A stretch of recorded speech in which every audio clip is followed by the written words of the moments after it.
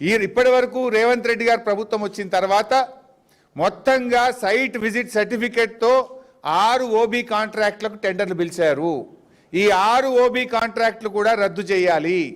ఓబీఏ కాదు, solar energy కానీ ఇతరతర site visit సర్టిఫికేట్తో పిలిచిన అన్ని టెండర్లు కూడా రద్దు చేయాలని చెప్పి ఈరోజు బీఆర్ఎస్ పార్టీ డిమాండ్ చేస్తుంది.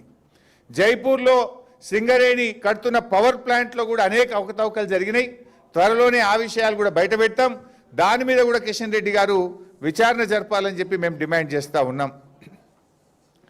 మరి ఇవాళ రేవంత్ రెడ్డితో మేము ఒకటే కోరుతా ఉన్నాం, నిజాయితీ ఉంటే నీ బామ్మర్ది మీద సిట్టయి, సింగరేణి మీద సిబిఐ విచారణకు అనుమతిచ్చు, సింగరేణి మీద సిట్టింగ్ జడ్జితో విచారణ జరపాలని చెప్పి మేము డిమాండ్ చేస్తూ ఉన్నాం.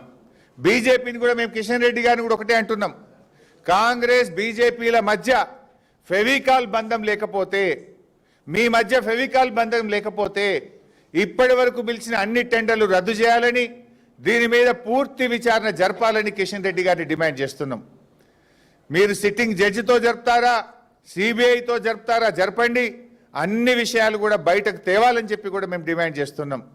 రేవంత్ రెడ్డి గారు మా కేటీఆర్ కానీ నాకు కానీ మా బీఆర్ఎస్ నాయకులకు నువ్వు ఎన్ని నోటీసులు ఇచ్చినా, మా మీద ఎన్ని కేసులు పెట్టినా మేం భయపడం. నీ పిట్ట బెదిరింపులకు భయపడే వాళ్ళం కాదు.